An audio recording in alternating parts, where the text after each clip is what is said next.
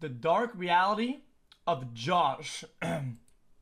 People fall in love with their first image of you. We all fell in love with two best friends. Josh Peck, a chubby but lovable outsider from New York, and Drake Bell, a good-looking guitar player from California. The two teens couldn't be more opposite, but their chemistry together was infectious. While we fondly think of the brotherly love they displayed on television, the dark reality exposed by Josh Peck recently is that they were actually never friends.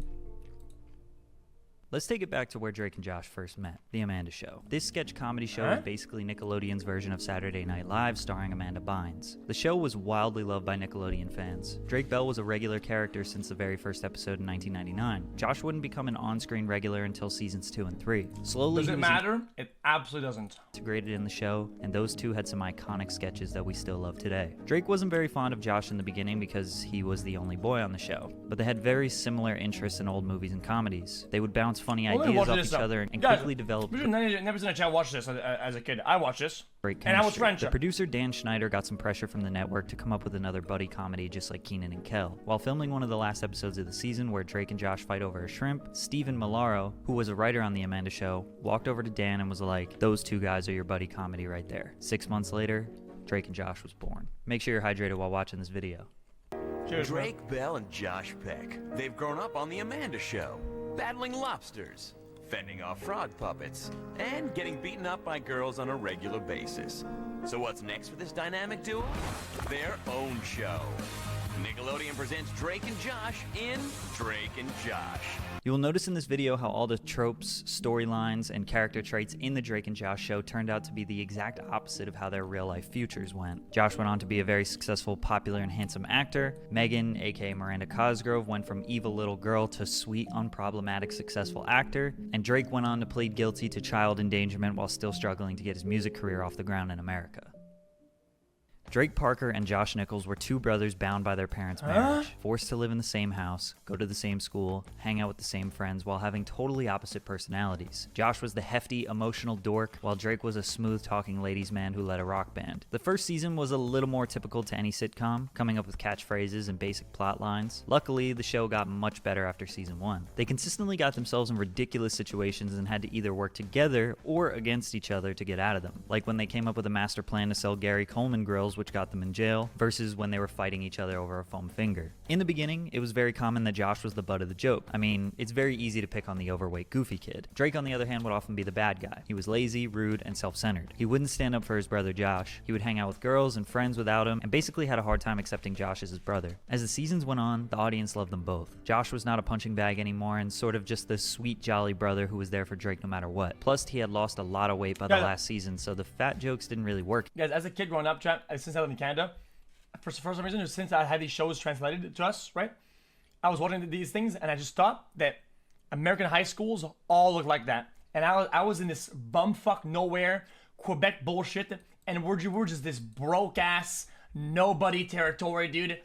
They do? Drake warmed up to Josh. His character remained the inconsiderate troublemaker, but now Josh was having more luck with girls. He was less nerdy and became more competitive with Drake. Ultimately, at the end of every episode, they resolved their differences and concluded with a happy moment. These two just understood each other when it came to performing. Drake and Josh were the new age Bob Hope and Bing Crosby, Abbott and Costello, Martin and Lewis, Cheech and Chong, Keenan and Kel. They were so good it made us all believe that they were best friends beyond the screen, and I'm sad to admit that that was not the case. Off the show, their lives were pretty normal in the sense that they weren't these mega famous celebrities ducking paparazzi everywhere they go. Plus, remember their target audience was 9 to 15-year-olds who had no way of showing Drake and Josh how much they loved the show. A lot of us forget that in 2005 there was barely any social media, there were no smartphones, no YouTube, no live streams, no follower counts. They worked a 9 to 5 while other kids went to school, and they went home to their families every day just like anyone else. These two just did what most normal teens do. Go to parties, hang out with girls, maybe get in some trouble. Well, at least Drake did. Josh wasn't partying much. Josh was actually going through some really tough times. Josh Peck was raised by a single mother. He actually never met his father. He was always interested in being an entertainer, doing stand-up comedy at the age of 9 years old because anything athletic was definitely out of the question. However, he always wanted to fit in. Being an outsider wasn't this cool, interesting thing for kids in the late 90s. Think about popular films and shows glamorizing high school life. You had the jocks, the hot girls, the nerds. Kids like Josh Peck were hoping that they would be a part of the popular crowd and get invited to the parties when high school came. But we all know he wasn't. Drake was very similar to the character he portrayed on the show, a slick Cali bro who had girlfriends and went to parties as a team. So them being very different worked on the show, but wasn't very practical in real life. I think they mentioned having sleepovers when they were casted on the Amanda show, but as they got older, they didn't hang out in their personal lives. Josh was sick and tired of being this version of himself he hated. It wasn't all vanity though. He knew he would keep getting casted as a fat funny guy for the rest of his career if he didn't make a change. He wanted to have a successful acting career, so that all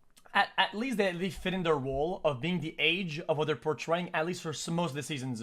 I feel like these guys, back in the day, I always want to watch shows. The people who portray themselves as 16, 15-year-old were like 34, like 28, like, motherfucker, what? Also inspired the weight loss, which we witnessed It on was just TV. weird. As he started to lose weight, he was finally starting to fit in with the normal kids. So Josh started to do what normal kids do. And suddenly, I'm like now looking like a normal kid and a normal teen.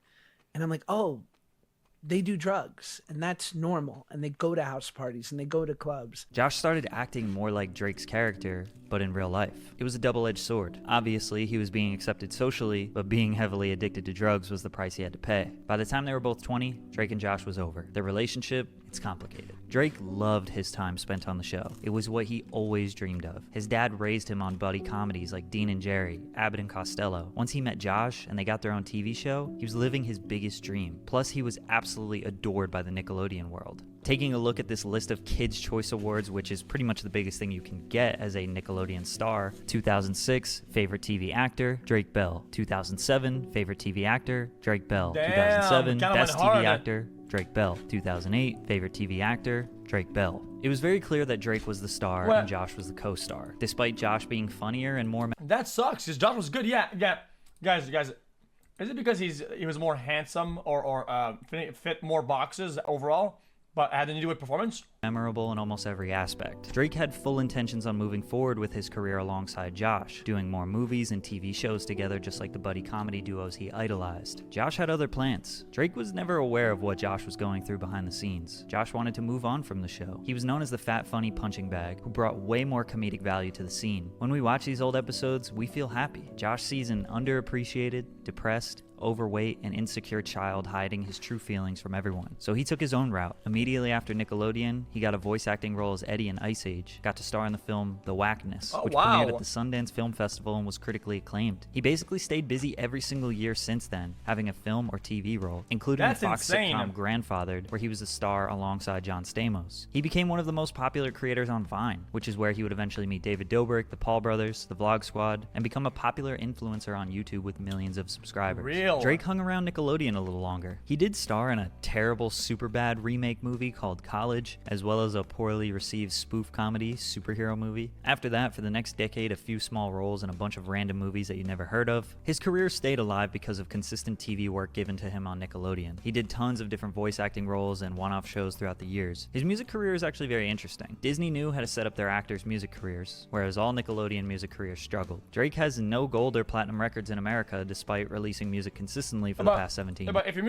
music sucks, it sucks. At the end of the day, this is a product people need to consume. People don't like it, they don't consume it. End of story. It doesn't matter which resources you have behind the scenes. However, in Mexico and various Spanish-speaking countries, Drake Bell, aka Drake Campana, is a huge star. He's had multiple high-charting Billboard singles and albums in Mexico. In some of these countries, he does shows for thousands of people. He speaks Spanish, releases all his new music in Spanish, provides Spanish subtitles with everything he does. I'm not really sure how that all happened, but it's been very fruitful for him. In 2014, he filed for bankruptcy, owing over $500,000 in taxes. In 2016, he was arrested for his second driving under the influence charge. He served 1 day in jail and 4 years probation. When you're not invited to the wedding, the message is clear. True colors have come out today. Message is loud and clear. Ties are officially cut. I'll miss you, brother. Summer of 2017, Josh got married to his longtime girlfriend, Paige, and Drake was not invited. The great fallout of Drake and Josh was the new viral gossip piece, and the internet was loving it. It seemed like just yesterday they were roommates playing ping pong and working at the movie theater. We thought Drake would be the best man.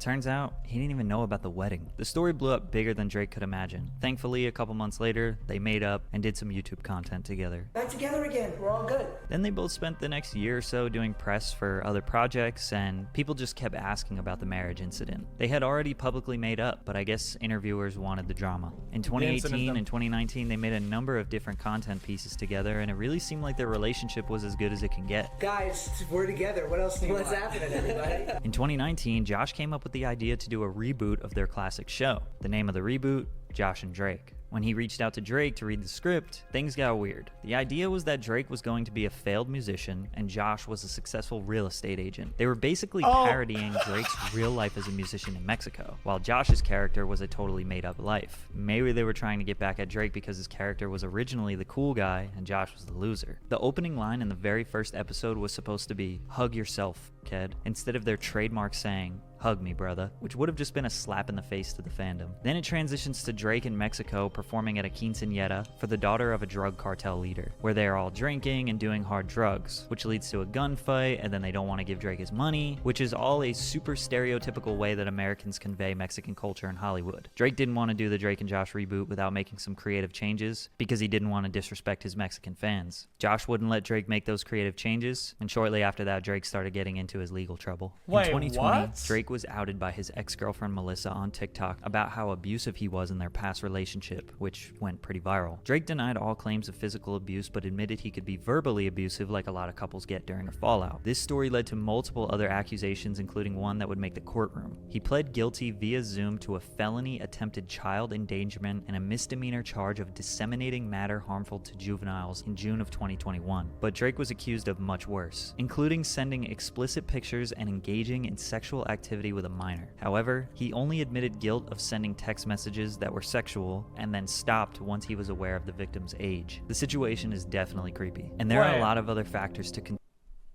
Wait, before I say something about this, I want to rehear this first. Hold up, what? However, he only admitted guilt of sending text messages that were sexual and then stopped once he was aware of the victim's age. The situation is definitely creepy. And there are a lot of other factors to consider which have been broken down extensively on YouTube. But the internet is not convinced that Drake is innocent of the harsher things he was accused of. His social reputation has obviously been ruined because of this. Which leads us to today. Josh Peck recently made some big claims on a podcast that he and Drake were never friends. Are you guys like not friends? Not really, no. He told a number of different lies on these podcasts that are starting to make fans question everything. I knew that Drake and I didn't stay in touch for the 10 years since we had made the show, but no one needed to know that. Here they are in Yeah, 2012 it's at what fine. appears to be a house party. Here they are spending Christmas together in 2013. Here are multiple instances of them hanging out in 2014. In 2015, they had Drake come on Josh's show Grandfathered. I think it's just an opportunity for Drake and I to be working together again, and obviously we love each other. Plus, Drake says that they talked when Josh announced that he was engaged. To suggest that they at least didn't stay in touch is wild. He was surprised he wasn't invited then? If he's going bananas on you? He's surprised, but then he takes to the internet and he starts writing these tweets that immediately like catch fire. And so then he like leans in and goes on this press tour about how heartbroken he is. Drake tweeted two things and the internet dragged them out. Guys, Plus, guys, I have a mixed feeling about this, chap. Guys, Drake's a dumb fuck, but I think Josh is also a dumb fuck. Is that weird of me to say? there was no press tour. Then 2 months after that, they made up publicly and made some YouTube content together. After they made up publicly, Drake and Josh throughout the next year would talk about the marriage incident in various interviews. So I think Josh is just remembering things incorrectly. Well, I think devalidating a concern, whatever, because of the internet fallout. I try personally not to do that because I feel like it kind of takes away from the it's whatever, dude. I was at the Shit. Video Music Awards and I see him there and he sees me. And I go up to him, like, and this might be the most Sopranos thing I've ever done. And I look at him and I go apologize to my wife right now. Josh literally filmed Guys, himself. It's a simple concept. It's just like let's say you interact with somebody and you do something that is very, very mild. Something very, very mild, like saying, "Hey man, you're bad at this game, haha," right? And so for now, it's funny, right? You think it's funny? It's banter, it's fine. But then they say, "Oh, dude, this happened. You said that to me, and then I got a bunch of messages in chat, a bunch of DMs, and a bunch of weird things. Everybody caught and made fun of me everywhere, and I got bullied. Now I'm getting harassed, and it's like, well, the rude behavior is saying one thing. The fallout is something else entirely. Does that make sense? Walking up to Drake. Does this look like how a gangster moves? And is that the last communication? Pretty much. The VMAs was in August of 2017. Since then, they have filmed multiple YouTube videos together, worked on a Drake and Josh reboot, and I can only imagine they spent time together in their personal lives as well. That is not even close to the last time that they've had communication. Drake just recently started a podcast called Drake and Janet, with the same branding, which is just kind of weird, bro. That is Drake weird, yeah. still says nothing but good things about Josh and wants nothing more for them to be friends again. After all, the Drake and Josh show was the biggest and most successful thing that Drake has ever done, which isn't the same thing for Josh. He has absolutely destroyed his social reputation, and him repairing his relationship with Josh might be the only thing that could win over the people. Who is Josh? I don't know what's happening. Wait, can you say that again one more time?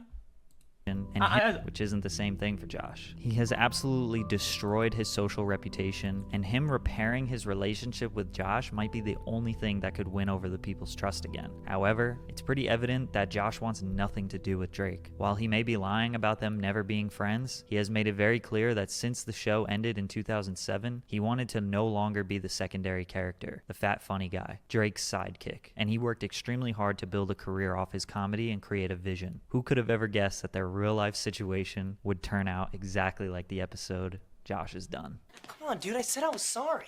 Yeah, I heard you. Well, stop being mad at me. I'm not mad at you. I'm done. What is that supposed to mean?